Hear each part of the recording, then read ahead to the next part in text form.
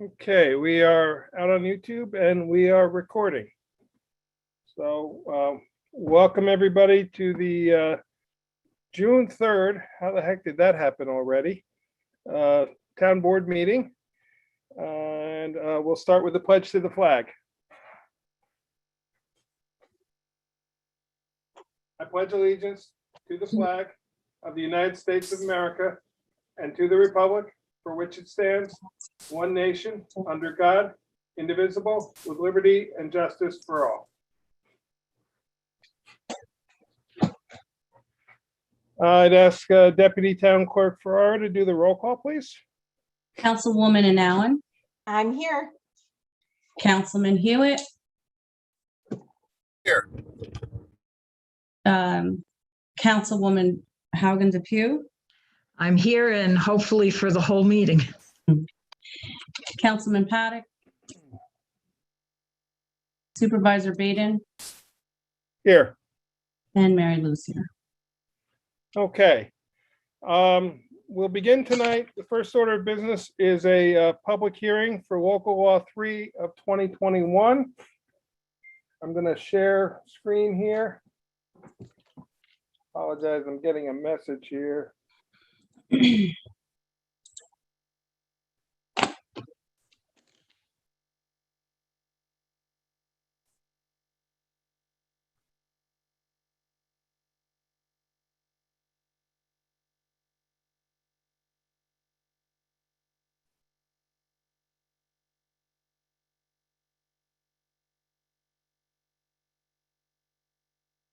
Sorry, just somebody wanted to come in to speak. Let me just.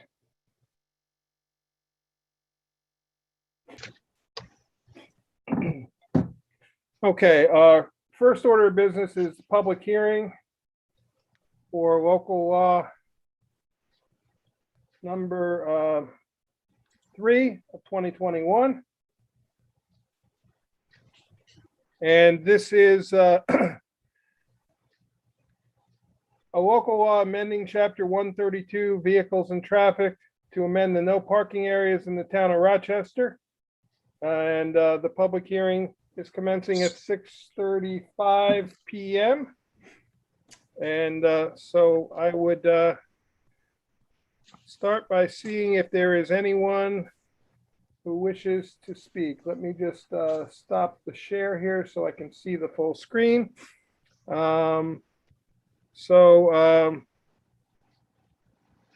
Beth Anderson, are you here to speak on the public hearing? Or are you? Supervisor, I'm here to support item J, funding for Marbletown First Aid Units, Okay, Rochester District. Yep, I'm a well- Rockville Roader. okay. We will have a public comment section after the public hearing, but thank you very much. Thank you. Next is Mr. Foster, and I believe you probably are also here for the Marbletown. No need to open your mic unless that is the case. The next person I have is phone number ending in 1895. If you would unmute yourself by hitting *6 if you would like to speak at the public hearing regarding the no parking areas. I'm sorry, am I on? Yes, you are. This is Sonia Luma. I'm assured that you guys probably got the pictures I've sent and the statements on them. I stated that you guys can read them. I am just making sure that I'm not quite sure who else is responding, but the no parking signs need to be put up on our road on Sunset Drive. It is just becoming, and it's not even the middle or the beginning of summer, actually. And the parking is just very erratic, blocking our road. EMS is going to have an issue if, God forbid, we ever need EMS and summer is here, or even if summer's not, there's cars that park on the road. I just wanted to make sure that you guys know that I am pushing for this no parking signs on our road. I know there's a lot of other ones on our road that have complained or saying stuff to me. I don't know if they reach out to you guys or not on the board, but I just want to known, as well as what you have received from me in the emails with all them pictures. That was it. I'm done. Okay, thank you Thank very you for much. letting And just to confirm, yes, we have received both your emails and all the pictures you have sent. So thank you for that. And Mike, they will be made part of the record, correct? Yes, they will be. Next, I have SJ Cantor. Are you here to speak at the public hearing? If so, can you unmute yourself or just let us know whether you're here or not for the public hearing? Hi, yeah, my name's Selena Cantor. I'm here for the public hearing. I'm just Okay. listening at this time. Okay, thank you very much. Next is the phone number ending in 0420. If you would unmute yourself, please, if you'd like to speak at the public hearing.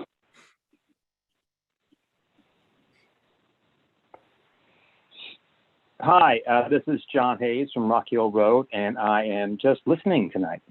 Okay, thank you very much. Next, the phone number ending in 4138. If you would like to speak at the public hearing.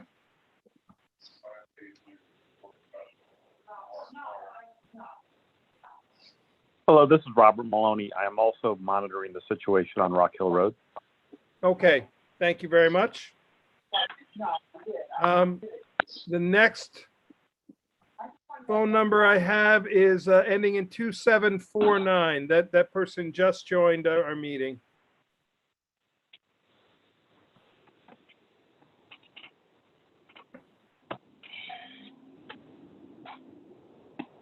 Uh, 2749. If you push *6 on your phone, it will unmute you.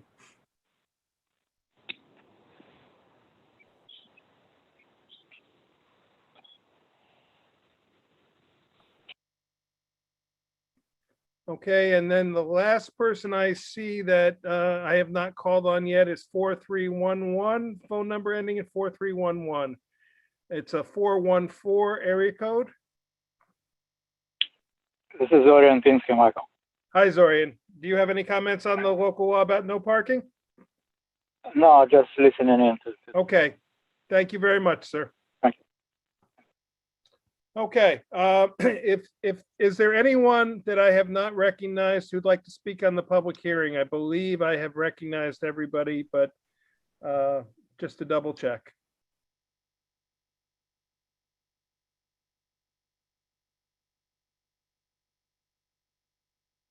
Okay, what I'd like to do now is just, I'll put up the local law on the screen.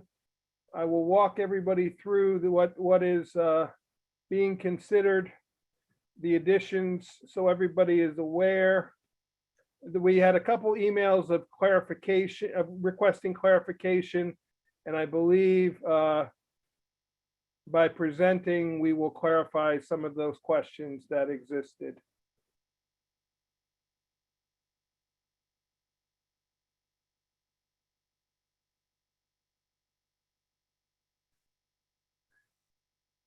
Okay, we are proposing adding no parking areas to the following. These are the bold sections that are the 3rd, 4th, 5th, 6th, and 7th line on the, excuse me, on this local law.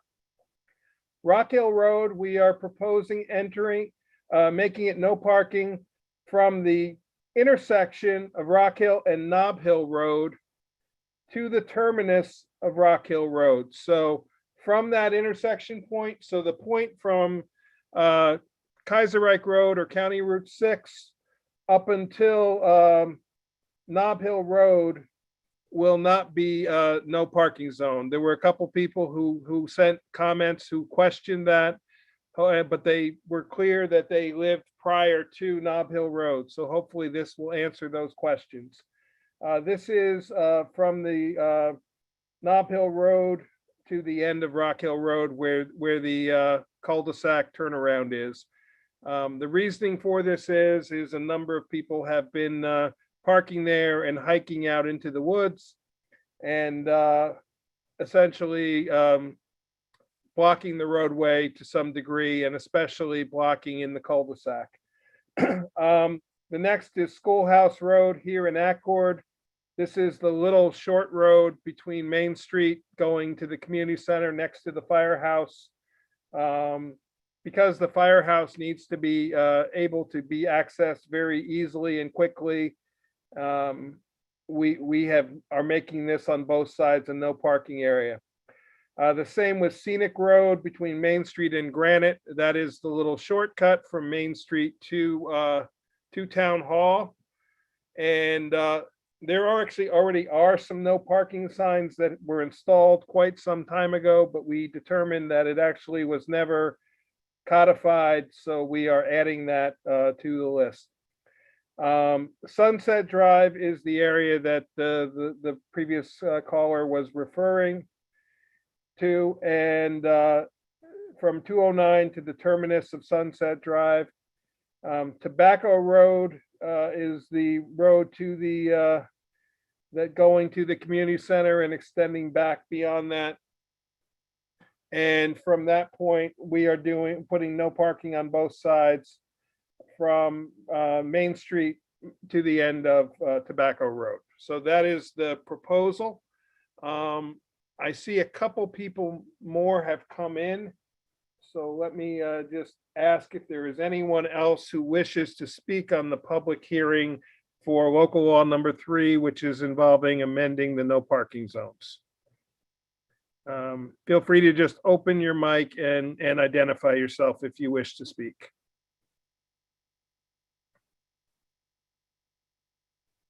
Okay, I'm not hearing any more comments.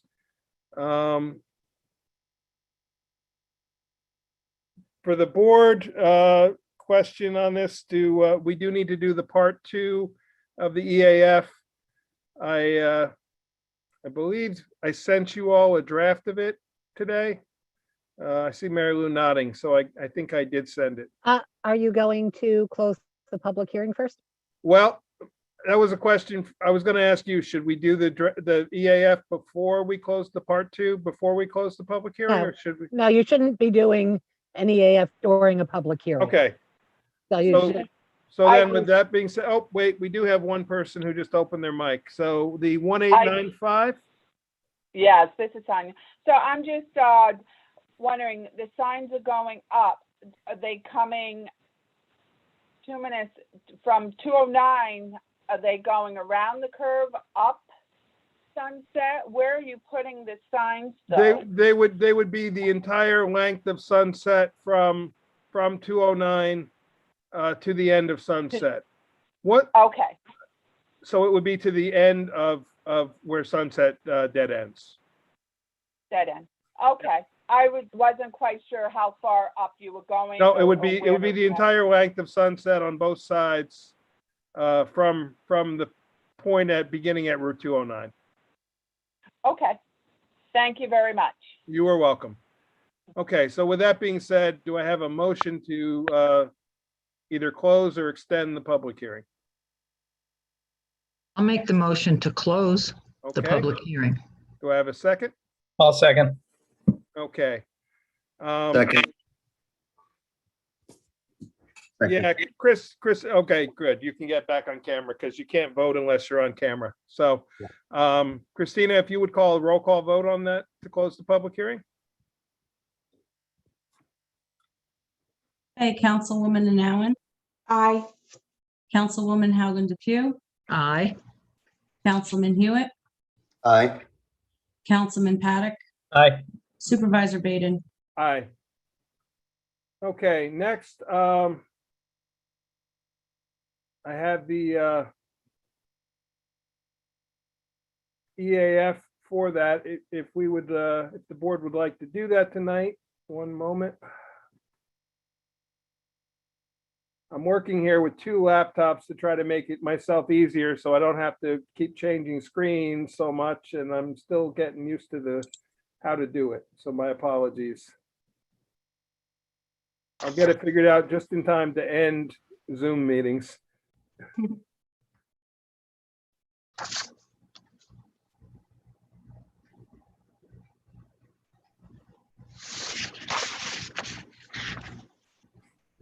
Okay, I'm sharing the part 2 of the EAF. What I'd like us to do is walk through. I have checked no or small impact for every every occurrence. Mary Lou, should I just also state that the emails that were received are part of the record, just for clarification? Absolutely. Okay, so for the members of the public, all the emails that were received have been distributed to all the board members. They've all had an opportunity to read them, and they all become a part of the record, the same as any public comment that was spoken this evening. So with that said, I'd like to walk through the questions on the EAF. Does the board want to go one by one, or do you want to agree or disagree to my recommendations? I'll leave it to however you want to handle it. Right now, I have checked no or small impact in all questions.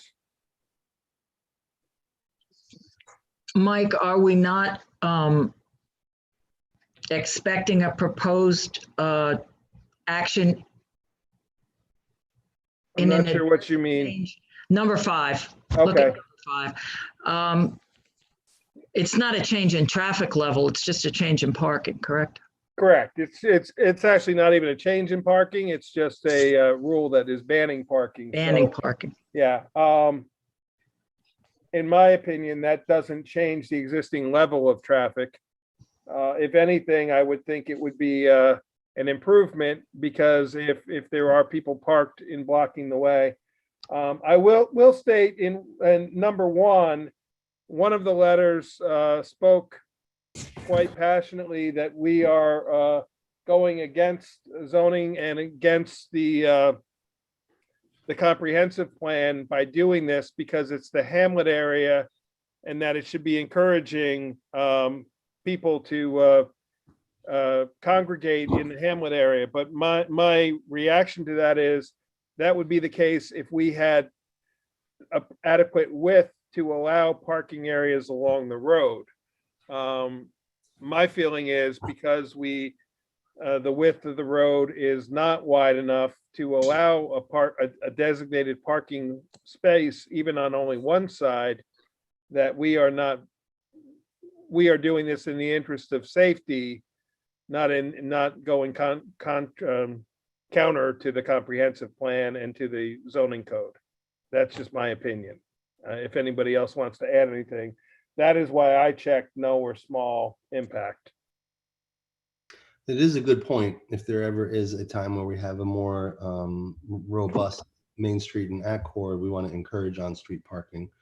Absolutely. But that little strip, I think, could be a good exception. I also, yeah. I mean, I agree with the sentiment that is what the comprehensive plan and the zoning code are trying to create.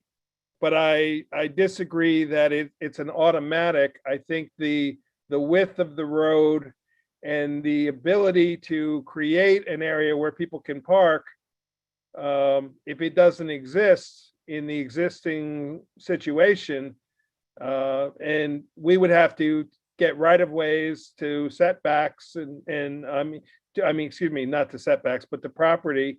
We would have to do a taking of property, because we only own from shoulder to shoulder of the road. So the road is the width it is that we have. We have actually, we don't even probably have ownership of it. We probably just have ability to maintain and use it. And So, just Mary Lou, maybe you remember, can add to that. remember that you're not only talking about that one road. That's Correct. probably the biggest contention, but when you talk about hamlets, you're also talking about Schoolhouse Road. But there, it's a safety issue for fire apparatus and firemen getting in, firefighters. Yeah, in none of these roads that we're proposing, in all cases, are they adequate width that we could create a parking area within land that the town has right of way over. So it's not that we don't encourage, that we're discouraging it. It's that it's not physically possible given the width of the road. Down the road, no pun intended, if we can acquire land and create a parking area, that would be a great alternative.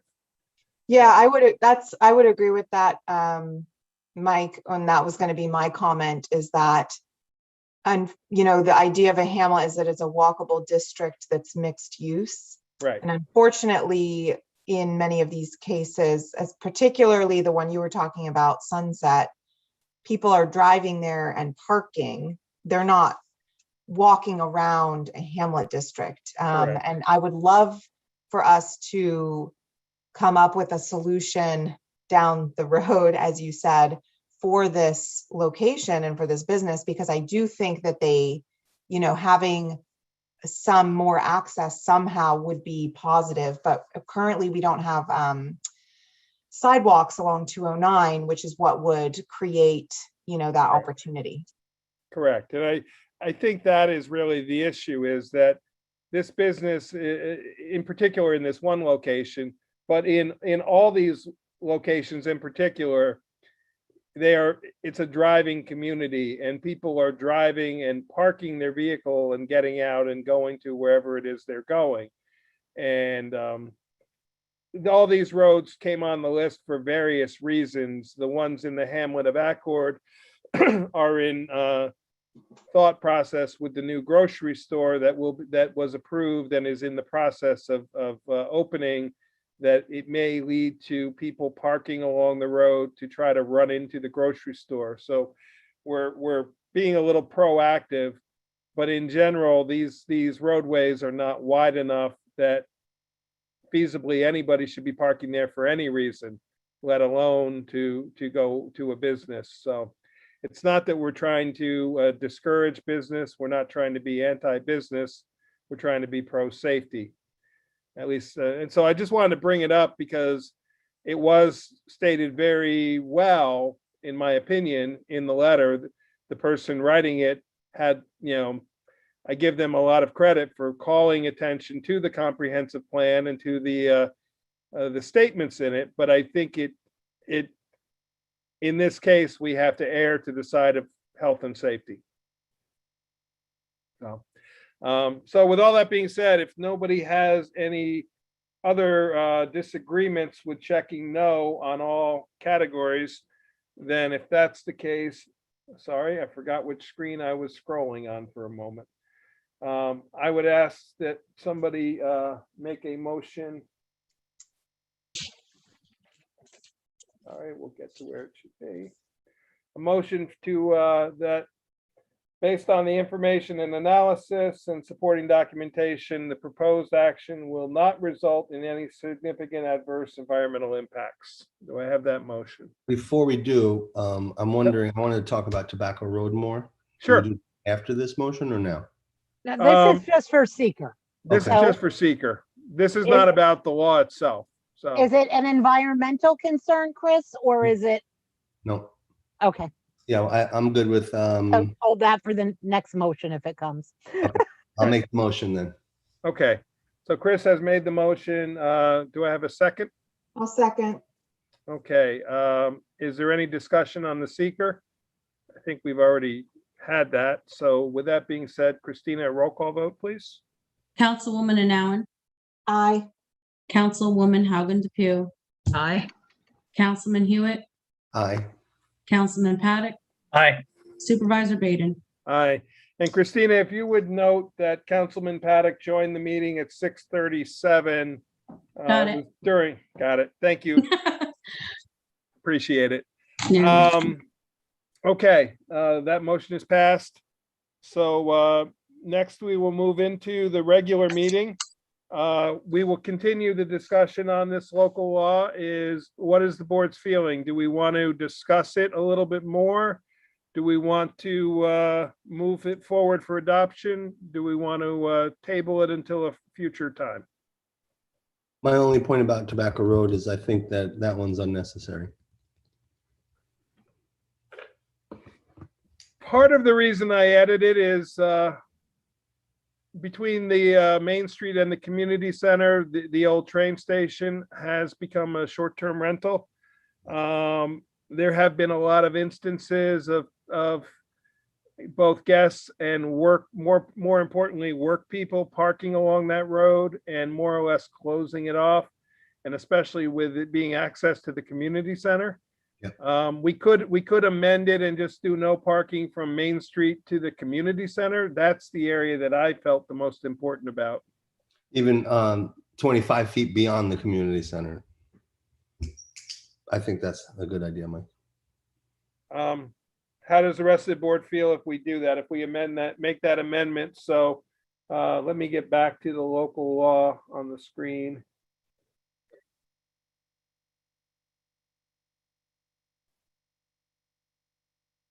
Just a reminder that if you make that amendment, which is absolutely fine, that's a substantial amendment, so you can't vote on it until you've had that amendment for 8 days. Okay. Do we need to reopen the public hearing? We just need to wait 8 days to vote? Just wait 8 days to vote after you've made Okay. the change, and everyone has the change. Okay. You could vote on it at your At workshop. the meeting workshop meeting or the or, next regular meeting, or any time 8 days after this meeting, if we have a special meeting. as long as you email it to everybody with the amendment tonight. Got it. So And I have- 8 days from the day it is, as the wording is, laid on their Laid desk on the table, yep, or laid on the table. on their desks. You're right. I think it is worded as laid on. Yeah. Yeah, I remember It'll have to Tabby be done. saying, Tabby used to say, I don't have a desk, so it can't be laid on my desk. That's right. So they changed it. They changed it to let you email it. And actually, the way it reads is 7 days exclusive of Sundays, which is pretty much 8 days unless you're having your meeting on a Sunday. Got it. So right now it reads, yeah, Main Street to the terminus of Tobacco Road. So we would change it to Main Street to, what we could do is, how about, Chris, if we just identify the property, the SBL to that point, the end of the community center property. That would stop people from parking along the way where the gate is to get to the back of the community center. End of SBL, and I will insert the correct SBL when I find what it is. I'll make that motion. Do I have a second on that? I'll second. So this is just not to adopt the law, but just to make that change. So Christina, roll call vote? Councilwoman Allen, Aye. Councilwoman Haugen Depew, Aye. Councilman Hewitt, Aye. Councilman Paddock, Aye. Supervisor Baden. Aye. Okay, we will make that change and I will email you and then we will vote on it at least 8 days after I email it to you. So thank you, Mary Lou. You're welcome. Next, we have public comment. Christina, do you have the, well, the one was Mr. Pomerantz, who I believe is here. So rather than reading his letter, we will let him speak. So Mr. Pomerantz, I will start with you first, if you would like to speak. Can you hear me? We can. All right, I'll start the video. Shut off the interrogation light behind me. Now I can't read my notes. Anyway, so I'm with the Bronx and Ackwood First Aid Squad. Been there 39 years. Next year will be my 40th. The reason I'm talking today is on the subject of funding for a small area of the town of Rochester that Marbletown covers for us. Has been that way since our inception in 1965. To scale the size of the area, I would tell you it's what I hear is 100 houses out of 2,500. Is that correct, Mike? Do we have about 2,500 Hometown. I would say it's in that vicinity. It might even be, it's somewhere between that and probably 2,700 is probably the answer. Okay, We're approximately 30, we're approximately 3,000 houses probably. is my Okay. guess. Mike, So my I have the figures. I went online to get it. We have 3,750 housing units. 1,062 of those are vacant or seasonal, which leaves 2,688 occupied units. Of Okay. those, 2,053 are owner occupied and 635 are renter occupied, making, that's your total of 2,688. Yeah, if you Okay. could send out those numbers, that would be great. Good numbers to know. So anyway, so that's the scale of the area. It's Clove Valley. It's basically Allergerville. It's very close to Marbletown's building, being that they're on Mohonk Road. Also, to look at the scale, we answer about 800 calls a year, 500 in the town of Rochester. From Marbletown's numbers, they answer 12 to 18 calls a year for us, for the Clove Valley area, not for us. They're certainly justified in looking for money. So in regards to money and staffing, Marbletown is way ahead of us as far as going partial paid. They've done it. They've done it without securing funding first. That was their decision. Great. The town is coming around to increase their funding. We do have a committee to go forward to try to get mutual aid, paid staffing, go hybrid.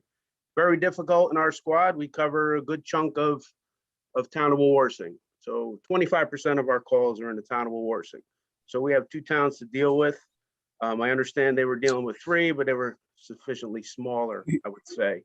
The bulk was Marbletown. The last time we tried to get, we had been partial paid a number of years ago. M-Star was supplying us enough staff for 3 days a week, 12 hours a day.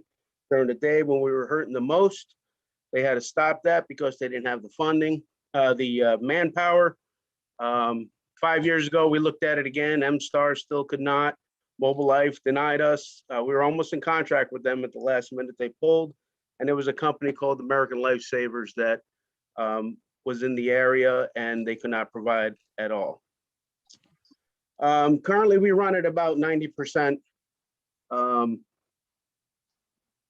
response rate, and that's pretty darn good. Many squads had gotten down to 60 or 70. Yeah, that means 1 in 10 is not answered by us. It goes mutual aid. It's for a variety of reasons.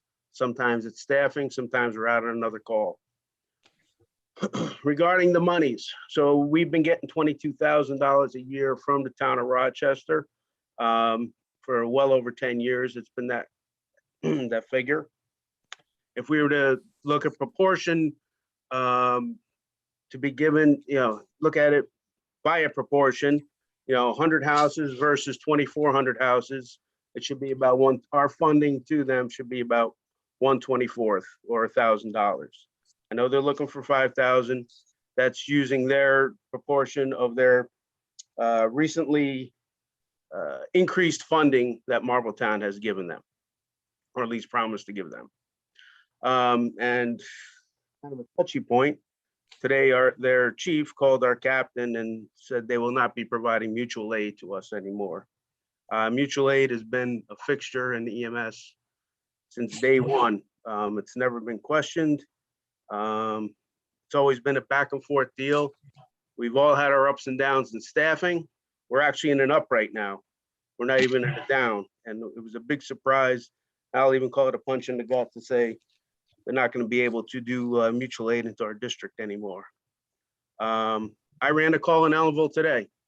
That was mutual aid. As recently as, I don't know, it was last winter or the winter before, I was up in the Vlai, which is in their district, in a snowstorm to run a call with Paul Medici. So mutual aid's been going on forever, and it's in the middle of the night. People are available.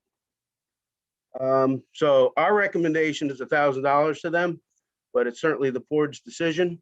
Yeah, these are probably old numbers or old values, and we need to up it. Again, we started a committee to start talking to the two towns to see if we can get increased funding to handle a hybrid partially paid system.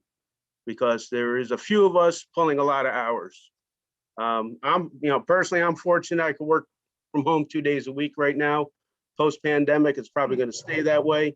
And my boss lets me run on call. So, how long will that last? Who knows? We have a lot of folks that do a lot of evenings. The stories can go on and on. But I think I've said what I needed to say. If there's any questions, I'd certainly take them. It's public comment, but I'd just like to ask the board's permission for me to ask Mr. Pomerantz a question. Normally we don't do this, but I have just a question to ask that we could certainly wait. But if the board prefers not to, we'll move on. I'd like you to be able to ask questions to Okay. Mr. Powell. So Glenn, first, thank you for all you guys do. The No town problem. greatly appreciates it. One of the things I've heard is, and you can tell me yes or no better than I can, is that there is a lack of EMTs, that you have a lot of volunteers, but that we're lacking in EMTs. Can you just sort of answer that sort of question, or Sure. what I'm told is that some of the coverage is left undone because an EMT can't respond. So That's true. We're certified ambulance, and it's pretty much the only way you can run is a certified BLS ambulance as a minimum. And that means, as part of the New York State Department of Health, you have to have an EMT on board. At the top of my head, I don't have the number of EMTs, but I would say active 6 or 8 right now. So we have a lot of driver-only members and a lot of helper members, which we can't get the ambulance out without them. Sometimes that's usually the reason we can't get a crew out, is because there isn't an EMT available. And just to expand the board's knowledge, we're basic life support. There is advanced life support available in the area. We are not, that's a huge step. It's costly and it's difficult. And the typical ALS response comes from Kingston, from Mobile Life. Occasionally we use Ellenville, depending on the location and the type of call and where we're going. I know New Paltz is trying to tap into that as well, because they recently sent out a certificate of need request. It's a complicated business. It's way more than I signed up for 39 years ago, let me tell you. It is crazy difficult. There's a shortage. I attended Marbletown's town meeting last week. It was a great meeting. Rich Miller, who is a VP with Mobile Life, he gave a pretty strong speech that EMT shortage is not unique to our area. Even going paid, it's going to be difficult to get it. And the same people that need to administer this are the same people running the calls and running our quote business. Yeah, it's a business. It's a small to medium-sized business. We got a committee. I'm kind of the head of it. Have I done much on it in the last month? No, I'm busy. Everybody's got a full-time job. Most have 2 jobs, including myself. It's a burden to start looking at the paid stuff. It's necessary though. okay. Even And 90%. I'm told, it's a I'm good sorry, number. excuse me. Yeah, go ahead. Even though 90% is a good number, it's still 1 out of 10 we got to get mutual aid for, and it hurts. Yeah, and I didn't mean to put you on the spot with that. I appreciate okay. your candor, because it's one of the things I've heard that is an issue. So with that being said, I'm told, and I'm slowly learning about all this, doing my own research. So I'm told the Olive model is working quite well. How the town of Olive is doing it now. I think they did an ambulance improvement district. Is that? There's people on the call here that know better from Marbletown, but I think it was a line item, and the town provides all the staffing. They can correct me if I'm wrong. Okay.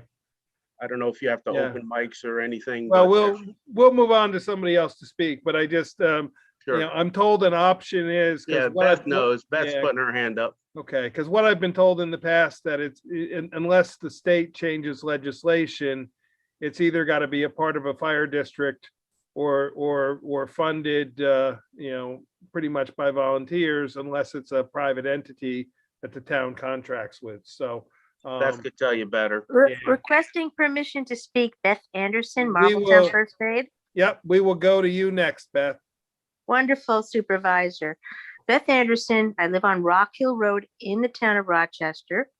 I am a EMT and treasurer of Marbletown First Aid Unit, and my servicing district on Rock Hill Road is MFAU. First, let me start by saying that the Pomeranz family has been an anchoring family, a dedicated volunteer group in the town, anchoring Cohonson Accord First Aid Squad. You cannot appreciate them enough. Second, volunteerism is dying. We consider it very, very difficult. And the fragility of the public safety system, when it relies on someone like Glenn, who gives 6 days a week, or me, who gives 6 days a week, either one of us goes on vacation, we lose 10 to 20% of the responsibility. That is a fragile, dangerous system for public safety. To shore up the system requires funding. Olive uses their general levy. They contribute approximately $260,000 to the first aid unit, and they have paid drivers and paid EMTs. The volunteers, they do not have anymore. In other areas like Saugerties, Diaz, that is an ambulance improvement district, an ambulance tax district formed under town law. Rochester has the ability to use Town Law 190, Municipal Code Town Law 190, to form an ambulance improvement district, just like they do lighting, water, sewer, ambulance, and library. This is where the town's power exists. You could greatly support the public safety mission for Cohonson Accord First Aid Squad, as well as Marbletown First Aid. You have choices: general levy, improvement district, or to not, and say, we don't need this, the service isn't as important. Do the best you can as volunteers. Whatever you do, we say thank you. But the truth is, the commercial services are struggling. The volunteer services are disappearing. They have died at a rate of 9%. We just lost in the last survey. They close 20 a year. The profit margin on a paid service is less than 1%. Businesses can barely exist on those profit margins. If we want medical response to an aging population, we have to choose to pay for it. What always boggles my mind in how to pay for this is there's a willingness to pay for police, constabulary. There's a willingness to pay for fire through the fire district taxes, but there is some kind of resistance to emergency medical service, probably because it was based in a volunteer model from a long time ago that had required less skills, less training, less knowledge, and less maturity. This is a very professional job now. And again, hats off to Glenn. I wish you'd say you'd support our $5,000 request and ask for $100,000 for KFAS, because this is what it really takes. I hope we develop the will, all of us. Thank you. Okay. Next, I have Robert's iPhone. Do you wish to speak? Just, I am a trustee with Cohonson, but I have nothing to say. Glenn answered most of them. Thank you very much. Thank you for being here. And thank you for all you guys do. Next is the phone 2749. Do you have any comments for public comment?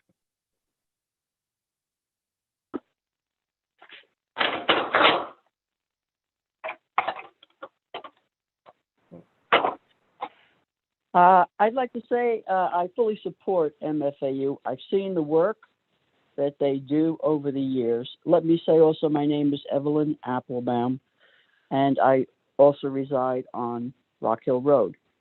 I've seen them answer many calls here and sometimes they've been life-threatening. I'm getting to the age now where I can anticipate that someday it might be me. As Beth has stated, the need for paid services is now in competition with so many other businesses and business models. There are just not enough dollars going around to pay people when you're competing at $15 and $20 an hour, what we consider low-paying jobs. And this is a highly skilled job that is being done. The EMTs to be have to pay for their own schooling, their own expenses, and when they come out, if they do get a job, it is a very, very small salary. So I fully support the payment that I believe was on the table for quite a while from Rochester for this area. And hopefully you will also increase your support to KFAX. They do a phenomenal job with the amount of volunteers that they have, and I think they would greatly benefit from adding paid services to their model as well. Thank you. Thank you very much. The next is Mr. Pinsky. Would you wish to comment on this?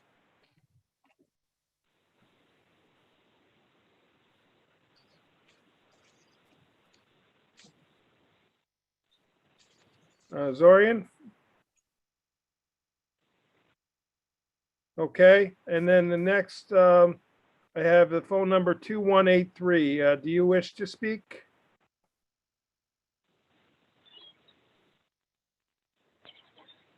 Mike? Mike? Yes. Mike, Yes, sorry. I would like to. Okay, I'm sorry. 2183. Let me. 2183. Yeah, we'll do 2183. We'll come back to you, Zorian. I'm sorry. Okay, sure. Okay. 2183. We came on a little late, but we Understood. we live on Rock Hill, where the cottages up on Rock Hill Road, 251. Yes. We were told to come on the meeting regarding parking along the road. Is that what we're up to? Or because it sounds to me like we're talking about funding the ambulance service. We actually have already done the public hearing and moved on, but I can answer. I believe you were the person who emailed, and correct. Yes. So what is proposed is from Nob Hill Road to the end, from the intersection of Nob Hill to the end of Rock Hill Road. Nothing in between Rock Hill and County Route 6.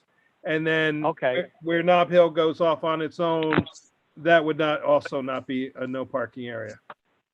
Okay, because we have the turnaround. They talk sometimes to the highway department for the buses, the school buses that come up, and any truck.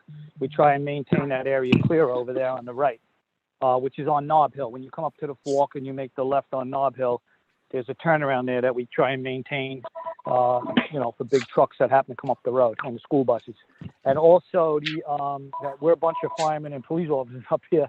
So if we're talking about funding the ambulance service, we would be on board with that as far as that goes, because we're paid in the city. So is that what we're talking about right now? Yeah, right. That's very important. Well, right now we're at public comment, so certainly your comments will be recorded in what you've just said. Okay. I apologize for coming on late. We're actually doing a bit of work, but I appreciate you updating me on the parking, because that would have affected just a little bit of an area we have. But I'm glad to hear that it's for the back. Now, what is the reason though? Can you just tell me so I know, or is why we? The reason is that people have been parking in that area in the turnaround, and it is becoming a known area for hikers to go up. Okay. So No, that's they're fair, because parking they're at the probably far going- end. They're parking at the far they're end of going Rock on- Hill. Yeah, And going on private property. I get it. correct. I understand. Okay. All right. So yeah, we're Thank you very- definitely for funding the ambulance. Thank you.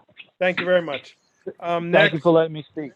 certainly. Next is Ms. Cantor. Did you have a comment regarding the, or just a comment for public comment? Can I shut it? Yes, I did send a chat message a moment ago, but I'll just say it verbally. I really think that the EMS ambulance service is a critical service. It shouldn't be thought about in optional terms. And so I think the proposals, both the MFAU proposal for more funding, as well as greater support to the local KF, I got my acronyms wrong, but the Cohasson Rochester Fire Unit is really important. And if it helps them move to a partial paid model more effectively, I think we should look at really greater funding for them. Okay, thank you. Next, Zorian, if you can unmute, please. We'll take you now.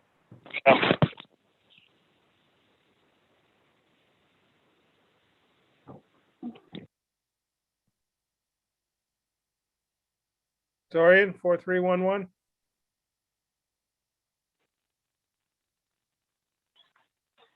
Yes, Mike, do you hear me? Yes, we hear you. All right. So first I'll talk about in general terms. I think the town has to make availability of first aid service priority number one it has to be on the same level as environment, as trails and everything, and what other things that we're talking about now. There are new businesses in the town. They have a crowd of people, and very few of them realize that if anything happens there, the town is short on a first aid. So the town should think going forward to work out the model that provides reliable and timely first aid service.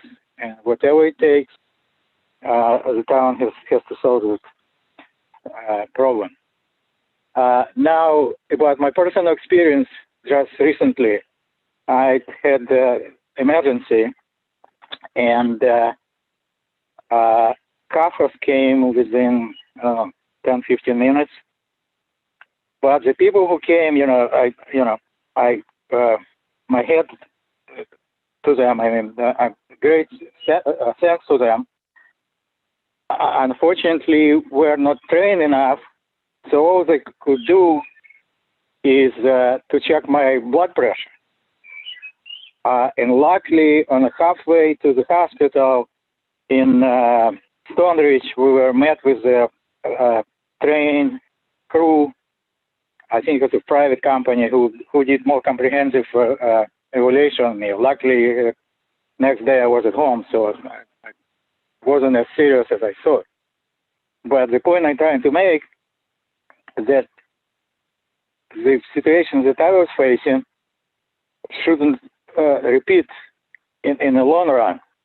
Shouldn't be repeated in the long run. So again, town has to make priority number one: how to make first aid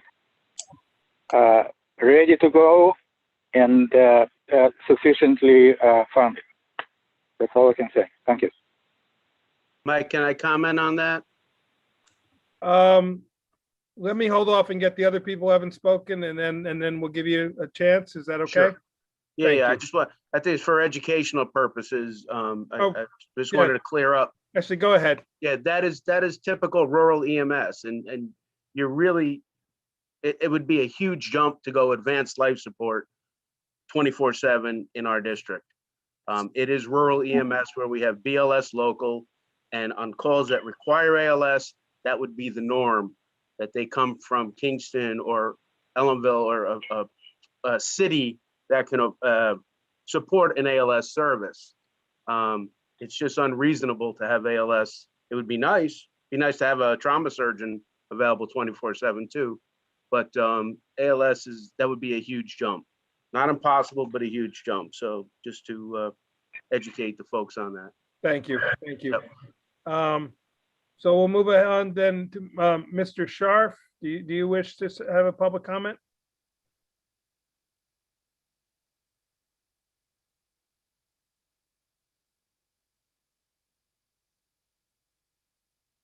Okay. And then the last person I see that is not a member of the board is Joe Vitti. Do you wish to speak? I just wanted to mention, Oh. Mr. Sharp did put something in the chat, but we Yeah, don't. actually, he just opened his mic. So Mr. Scharf, go ahead if you'd like to speak. Sorry. I just want to reiterate, since we've said this in the past, the chat isn't an official way to comment. So, go ahead, Mr. Sharp. So, yeah, did you wish to speak, Mr. Scharf?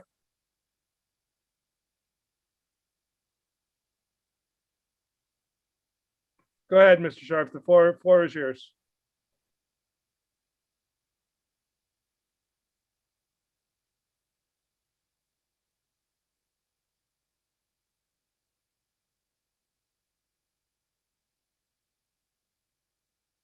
Well, his mic opened and closed, but apparently he's having trouble speaking. So I will read what he posted in the chat. Normally we don't do this, but as a soon-to-be resident who plans to Airbnb a portion of my property, I would be more than happy to contribute a tax per rental period to support local EMS. That was his comment in the chat. So Mr. Vitti, do you wish to speak? Sure, thanks, Mike. I would say just a couple of things, I guess. One is that, hats off to Glenn.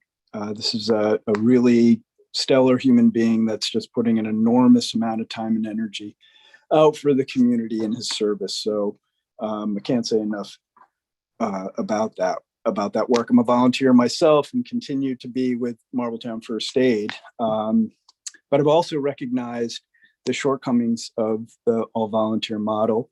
And I've also seen the success that we've generated with the 24/7, model, this hybrid paid / volunteer. We're currently at 80% paid and 20% volunteer.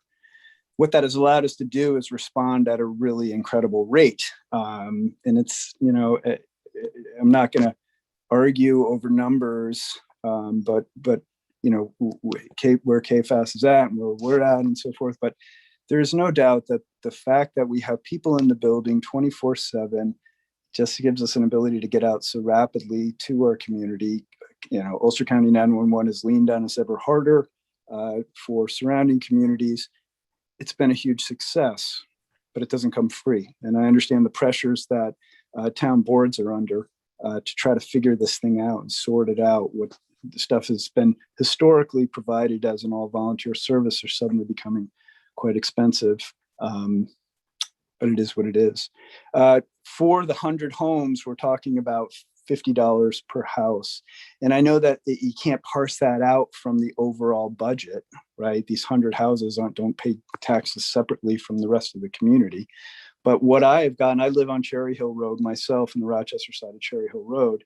And what I've gotten from talking to lots of other folks who live between the Clove, Rock Hill Road, Cherry Hill, the Alleganville Fire District, is that across the board, they support having MFAU's current model, knowing that there's Rich Miller, who did give this nice talk that Glenn mentioned during this meeting last week, described this as a different way of thinking of EMS, is that you're not paying for service, you're paying for readiness. And by having a squad in the building at all times, that gives you a layer of safety that we just otherwise wouldn't have. So, I guess as a full disclosure, I'm a member of MFAU and a board member, but as a taxpayer, I definitely support, the town of Rochester contributing. The 5,000 that you put in your budget. I'd point out too that I think part of the math, because we didn't ask for that number. That's not what we gave you, right? You guys came up with that number, and I think what you described, Mike, part of the reason for that was you hadn't even realized that we serviced the part of Rochester in past, and that the town has never, paid any money towards the service. And so part of it was, here's a way to give a little extra boost here. So yeah, again, very much in support of that. Okay, thank you. Glenn, I'll give you the floor again if you'd like to add anything more. No, great statements by all. Yeah, as I mentioned, we're a little bit behind the ball as far as getting on board with getting increased funding. I believe it's way more complicated than theirs because the bulk of their, a good chunk, way 85 to 90% is Marbletown. We're 75-25 with the two towns. It's going to be a bit of coordination when we catch up. Again, this is just our recommendation. Then when we catch up with the funding on our part, then yeah, we should increase more to Marbletown. But giving them 5,000 is, in my opinion, $50 a house is like if we were getting 120,000 from you guys. If you did $50 a house times 24,000. So, hey, if you give them more than my recommendation, I'm fine with that too. But we just thought that would be fair as far as proportion to what we get. So it's certainly the board's decision. And thanks for listening. Thank you very much. I would just like to read one more public comment that was received through the town clerk today. Actually, it was received on May the 9th. It says, "Good morning. I'm writing in regards to the solar panel project and/or rail trail plans behind Sampsonville Road. I live at this location and would like to step up and voice my experience on the subject. This area is grounds for dumping, garbage, loitering, and recreational use already. I've had issues with several unknown persons in my backyard at all hours of the night. It's a huge issue, and putting a project for a rail trail or a beach area is just out of line altogether. I'd like to purchase the small partial of land, I think it means portion of land behind my home now. How would I go about doing this? I will be collecting data to appeal to the board to review in reasoning to stop the project. My solution to regulating the issues the residents have with this is to gate the access road and to have no trespassing signs immediately. Thank you." And it's signed from Christina Brill. So, and I've shared that with everybody by email. I'm going to go ahead and we'll move on from the public comment period. We have heard a lot tonight. We have a lengthy agenda and we're already an hour into the meeting tonight. So while I appreciate that more people may have something to add to the dialogue, I think everybody has expressed themselves very well. We thank both agencies for all you do for the town and are very appreciative of what you provide.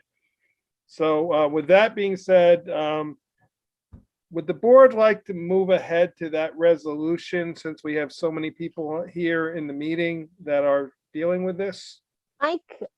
It's a proposed contract and I'd kind of like to talk to you in an executive session or answer any questions. Okay, I was just going by, yeah.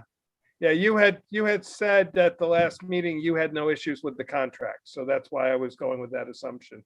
I don't think so. No, you did. That's what you said to me. I asked you if you had any issues with the contract as proposed, and you said no. Right, but I said I was gonna look up the law on on funding. Okay. So I mean, hey, if you guys want to go ahead, that's fine. But Yeah. that was going to be my attorney's report, which is next. Is Okay. that Well, then- if you guys then- wanted to then- talk to then me about let's- it first. Then let's move ahead to the attorney's attorney for the town report, and you can give it to us, and we'll table this matter until you can report to us. So. Well, actually, if you want to go into an executive session now to discuss the contract, that's fine. So that you can come out, decide what you're going to do, and all these fine people who are here waiting. Yeah, unfortunately, the only way to do that is I would have to. Right, we'd have to kick we'd them have to off a close little this bit or meeting, open up go another into it. meeting. Yeah. Yeah, either that or you can. I think based on that, we should just have you talk to us in executive session at the end of the meeting, because we already have an executive session planned, and we'll table the vote until the next meeting. That would be my I mean- preference. Unless a board member has a different opinion. Mike, I just have some numbers I want to introduce, but if we're going to do an executive session, I'll hold them. Well, that may not be executive session material. That's not really It's involving the discussed. contract. So, If the numbers involve numbers for the contract, it's okay, a contract negotiation and it most definitely is an Okay. executive session. That's the appropriate place to talk about those Okay. things. so have you given your attorney's report then? Is that you recommend that we have an executive session?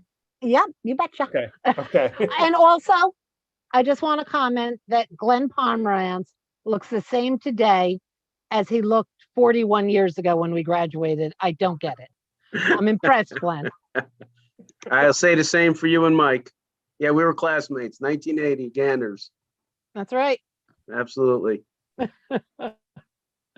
Okay, that's it. That's my attorney's report. Thank you. Well, Glenn, since we're talking history, Mary Lou and I used to sit next to each other, keeping score for different basketball teams. I kept score for Red Hook. She kept score for Rondout. We And I'm pretty discovered darn that a sure- few years back. And I'm So, pretty sure Glenn was at those games. anyway, moving on then. Christina, do you have any report for the Kate's behalf for town clerk or tax collector? Sure do. Great. You- Let me Can you find out open where up I'm- your, Yes, you what open I'm up your doing here. video? Yeah. Hi. So I just have to report for the record that Innis, is that how you say it? Innis Yep. Hospitality LLC did file their liquor license. That's Okay. all. That's it? That's it. Okay, Mm-hmm.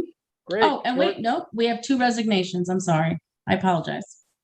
Michelle Dunnan from the court as the court clerk and Michael Dunham, the assessor. Yeah, and we will have to have Mr. Dunham refile that because it can't be more than 30 days in advance of his actual resignation. So he will have to refile that because he gave us like 3 months' notice. But we have to have him refile that 30 days before he's leaving. So if you can just make a note of that for Kate, that she'll have to have him send another letter. But we appreciate him letting us know. And he's retiring. That is why he is leaving. Highway superintendent report. Jeff is on a baseball field right now, probably finishing up a game. I can tell you that the Millhook Bridge is replacement is continuing. The last I heard, the company was still waiting for the new bridge materials, but they are still moving forward on schedule. And by the end of June, we should have a new bridge there.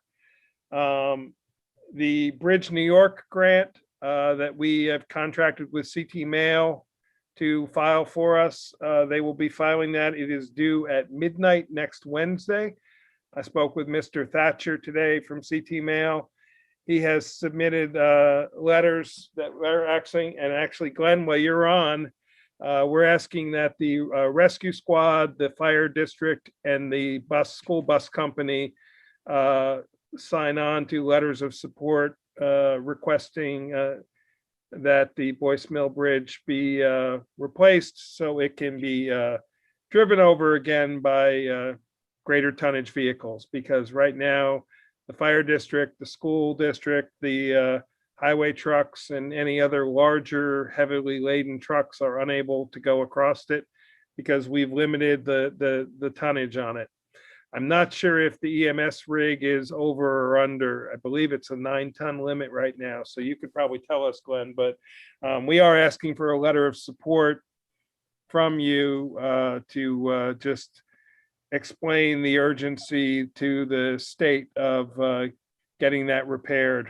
If we are successful in getting that funding, it will be paid 95% by New York State and 5% by the town of Rochester. So it's a very crucial funding that we hope we will get. And we will submit an application and we will find out sometime in the fall whether we get it or not. So Sure, we'll do.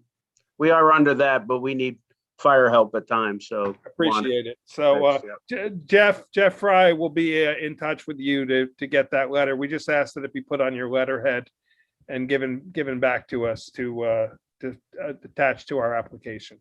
Sounds good. Great, thank you. That's all for Highway Superintendent report. Moving on, the AUD. I was hoping that Siquatorcia, Allen, and Churchill would have it completed for us. They are still reconciling a few discrepancies that have appeared. We are a little bit late in our filing. We are one of many towns that has not filed the AUD. What the AUD is called the annual update document. That is a report that's filed to New York State every year regarding your previous year's financials. Working with Siquatorcia, Allen, and Churchill to try to identify where there are some minor discrepancies. We're trying to identify where the posting errors happened so we can correct them and get it so there are no discrepancies between the accounts. And we will work next week to try to get that done. Supervisor's report was filed with the town clerk, and you were emailed, and actually with the transition of our bookkeepers, you got actually 3 months worth of reports emailed to you. And 3 months worth of reports were filed with Kate. So we are now up to date. The town clerks turned over to the town board for the month of May $35,160.86. Received in our expenditures in the general fund, $69,224.33 for the month of May. Highway fund, $119,292.56. 85,000 of that is for our to Peckham for our road repairs, which are in process, utilizing the CHIPS money. Street lighting fund was $502.04. The escrow fund paid back $6,026.80, and the grant fund $4,000 payment. Also, we received our sales tax check from Ulster County in the amount of $48,745.78. And that was for the sales tax collected from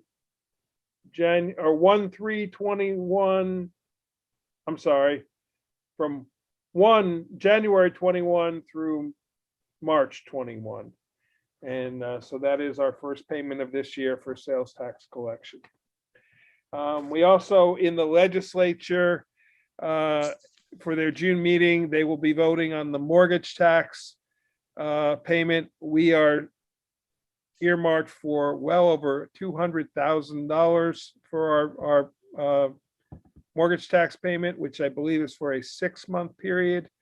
That is phenomenal. That number probably approaches the total number we budgeted for the entire year, which I believe was 3-something. So, and the legislature will be considering that resolution at their meeting in June, and we should be receiving the check sometime early July. I apologize, I didn't get the exact number. I looked at it, and we were like 6th or 7th in the entire county for mortgage tax. What that is anytime anyone takes out a mortgage, there is a small percentage of tax that is included that goes to the community where the transaction is taking place. So that's it for financial report. Monthly correspondence, I submitted to you a couple of correspondences we received. We have the assessor's report, which talked about grievance day. My apologies, my paperwork got all out of order here.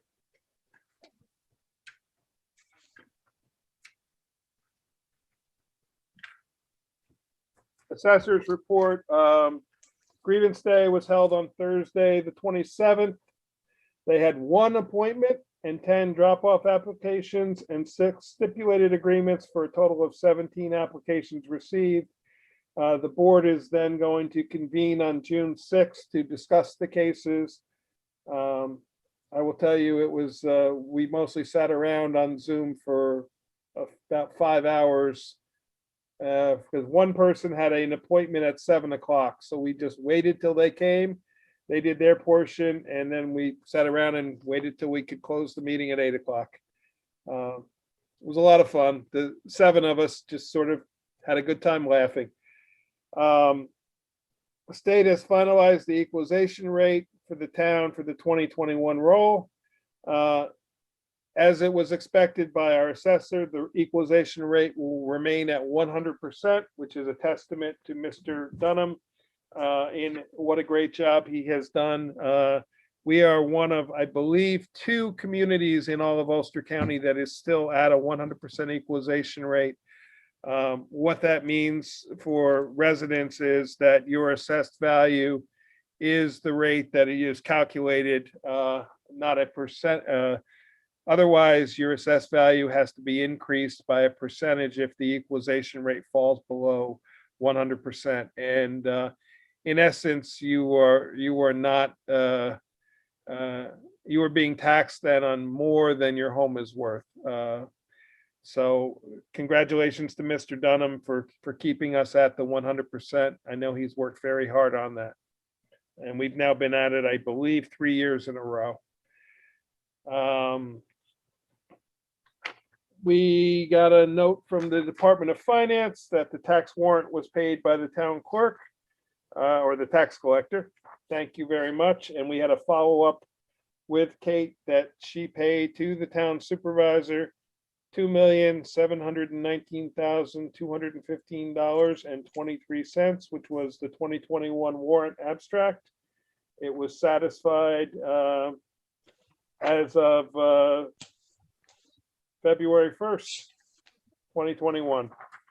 And after June 1st, any unpaid taxes are then turned over to the county for collection. More good news from the Department of Transportation. We got our CHIPS balance numbers. We have $370,281.30 available in CHIPS funding. We have $146,015.41 in paved New York funding, and extreme weather recovery, excuse me. We have $141,612.19. That all totals to, and I didn't add it up ahead of time, but it's approximately $650,000 roughly. Yes. Almost 660, which is an extraordinary amount of money to have for roadways. Jeff is planning on utilizing the additional money that we did not know was coming to do additional roads, and he'll be doing an amendment to the 284 agreement that we do with him every year. He's now going to schedule some improvements on roads that he was going to put off till next year. So and all our rollover balance from last year was rolled over. The state even added back in the 20% that they took out of the third quarter payment, has been added back in. So thank you to New York State and to our legislature, our state legislature, for doing that. That's about all I have for the, I have one letter that I received that I want to make sure to read. A person wrote they wanted to commend the 2 young men who were working at the transfer station the weekend of May 15th.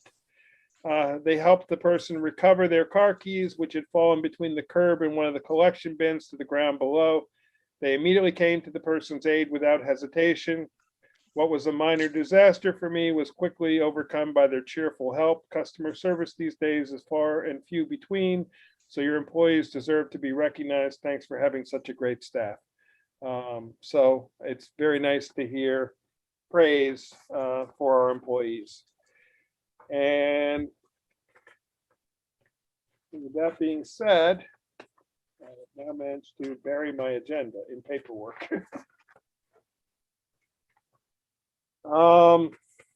I also submitted to the board copies of some signage that we have ordered for the municipal park area, municipal parking lot area, and to direct people toward it, and also to eliminate people driving through the fire district and parking in the fire district. Jeff ordered these signs through our sign company. They have arrived and he will be getting them up soon.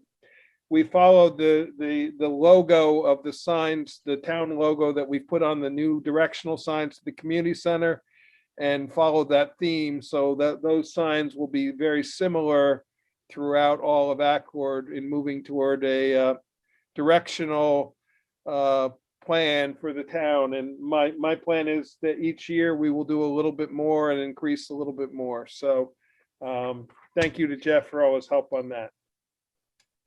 COVID report. As of yesterday, there were 3 cases remaining in the town of Rochester.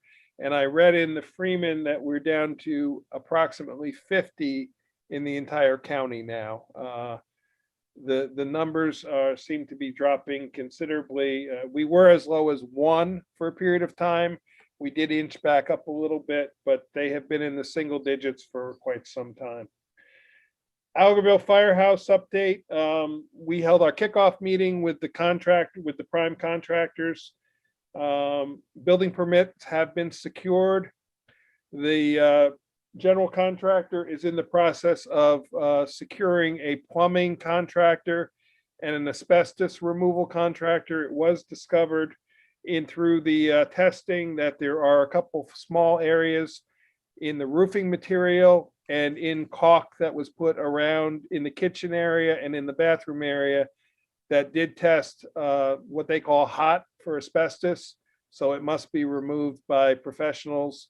The general contractor is securing contractors for that and for the plumbing, because there were no bids on the plumbing contract as a prime. So under the New York State law, the general contractor can then secure the plumbing and do a change order, and they would then hire the plumbing company. So we're in that process. We anticipate we'll have some answers very soon to that, and we're hoping construction can start in there still by the end of June. Memorial Day Parade, Veterans Park ceremony. First, thank you to everybody. Thank you to all the fire districts. I won't embarrass myself and try to name them all. I did count through the Freeman video. The Freeman had an amazing video of the parade. There were 42 vehicles in the parade. I think we knocked it out of the park, even bigger and better than last year. I was very thrilled that all the town board members took part. Highway Superintendent Fry, Kate Gunberg, Ashley, and Bethany from the Recreation Department. I'm probably Chief Miller from the Constables, and I can't thank Mark Smith enough. Mark was moving behind the scenes, directing traffic and stopping traffic so the parade could continue moving, along with one of the gentlemen from the Fire District Police, whose name I unfortunately never got. So I want to thank the 2 of them for all the work they did, moving constantly behind us to get to the next intersection and keep it moving. Great time had by all. Then a very solemn ceremony at the park. I want to thank Ray Bryant for his really moving speech. Thank the town board for their placing of the wreath, and thanking Adams Fairacre Farms for making such a nice wreath for us. Also thank Vinnie Nigro for his sound system, the use of his sound system, and Lenny Fernino for her amazing singing. And I think I have remembered everybody. If I have forgotten anybody, my apologies. Mike, you didn't forget anyone, but I have to send out a special thank you to Jeff Fry. He had my step stool everywhere. You are welcome. I For will make those of sure- you who don't know in the public, I'm short, and it was, I wouldn't have been able to get on the float if it hadn't been for Jeff and his step stool. We made sure we had that available, so. I And think what- one person that you're forgetting, Mike, is our supervisor who put the whole thing together. So Well, thank thank you. you. And I have to give equal credit to Aaron Santillo from the fire district. He and I, this is now our second year of teaming together, which started last year with a call from me to him about 10 days before the parade saying, okay, we can't have the parade the way we normally do it. What do you think about a driving parade? And he loved the idea, and we put it together last year in 10 days. And this year we put it together in 2 months of work. So we met a number of times. He kind of handled his end. I handled my end. We checked in with each other. He handled the fire district, the EMS, the ambulance. I handled getting the organizations involved, the clubs, the town employees, and then put together he and I worked on the route together. I wanted to make it a little bit bigger than last year, and I think going through Algerville and up Lucas was a nice addition. And then put together the ceremony. So thank you for that, Aaron. I greatly appreciate that. And I was like a nervous, expectant father all night before, but I'm watching the weather going, is the rain going to stop? Is the rain going to stop? And luckily it did. Although Chris did feel 2 drops while we were on the float. So We never verified whether it was rain.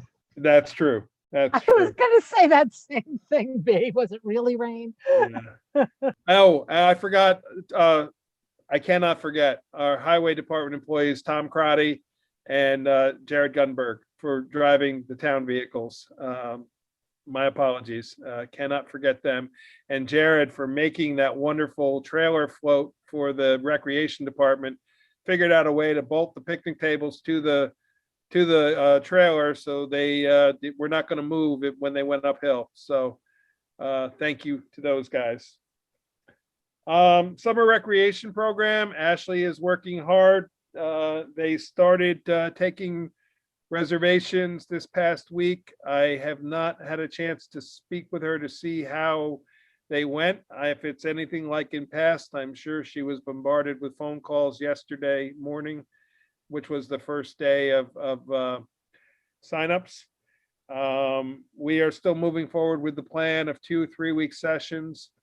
As of current, we will still be doing double buses because we have to still maintain COVID distancing on the buses, but with any luck within the next month, maybe that ruling will change, in which case we can either go to a single bus or we can increase our number of people we can serve each session.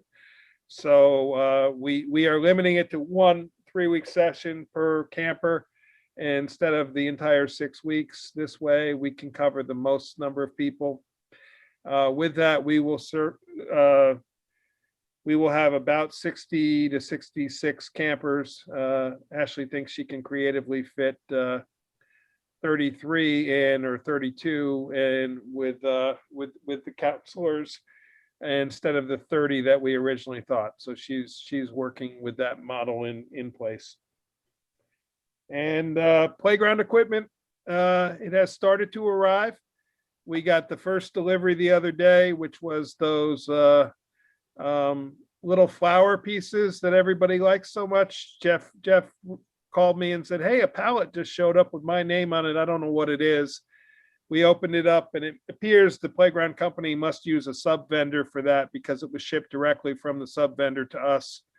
The other equipment should be showing up sometime within the next 2 to 3 weeks, is the estimated schedule that we had received originally. And I have not heard anything different on that. So once we get it, we will figure out how it all goes together and get it in place. And thank you again, Adam, for all the work you did on that. The donation equipment, that did not get removed in Connecticut like it was planned to, as quickly as it was planned to. I spoke with the gentleman whose name has escaped me, but I spoke with him last week. he was going to stay on top of it and let me know when it was removed and try to give us a little bit of advance notice of when we need to get a truck and drive to Connecticut. Adam, we're making a road trip. So, anyway, I'll keep you all posted when that becomes available, but it is still ours for the taking when it becomes available. The code enforcement vehicle, it has arrived. Mr. Davis is quite happy. You can't miss him in that bright red vehicle. However, he had an altercation with a bear who jumped on the hood of his vehicle the other day and scratched it. So the highway department is working on buffing that out for us. But I said, nice going, Jerry. We get you a brand new vehicle, and 2 weeks later, you get it scratched. But this bear decided the hood of Jerry's vehicle looked like a great place to jump onto. So, and he swears he didn't have any food in the vehicle. So, Ash Tree Arts Festival, just a reminder, this Saturday, great event. We have a large number of people signed up, artists to take those 6-foot ash trees the 6-foot stumps of the ash trees that we cut down and turn them into art. We have entertainment going on. There'll be a musician circle. We have everything from guitars to ukuleles to accordions, I'm told, showing up for that. The Historic Preservation Commission, the Friends of Historic Rochester will have tables. Ashley has put together a scavenger hunt for kids. I believe that's from 10 to 2 or 11 to 2. And my apologies, I don't know the exact time. But she's going to basically send them out on the trail with a list of things to find on the trail and bring back to her. So really exciting. Looks like we're going to have great weather. So come on out. It's an all-day event. Starting at about 9 a.m. The artists will start arriving early in the morning. The event is basically 9 a.m. till 4 or 5 p.m. And the artists will be doing their work and people can watch them. And then the art will remain along the trail for the rest of the summer. So great event. Liaison reports. I'll start with you, B. You'll see later on our agenda that we will be voting on a new court clerk. Michelle Dunning went to another position, and the clerks to justice have been helping Judge Laflamme pick a new person for that job, and they have succeeded. And court has been operating, although slowly at a slower level, still due to COVID. And that's my report. Thank you very much. Aaron? And friend. Yeah, sorry. That's okay. I don't have much to report. The transfer station has been open. It's on Thursdays. Still a little slow, so I think we still need to get the word out about that. Most of the new signs are up, so if you haven't seen those nice new signs, you should check them out. And then also, the Zoning Board of Appeals had their first meeting since February last month. So they had one area variance for a property on towpath, and that is going to be on the agenda for this month as well. So that's about it. Okay, Chris? My only update is about the invasive species education and cleanup we did in May with the Environmental Commission. About 8 of us just walked the 34 acres, actually just a little bit of maybe 10 acres we walked to get to know 3 primary invasive species. We did very little cutting, but instead learned about the species so that each person can organize small groups. There's so much that we need to make progress on that that small groups can make more progress whenever they can.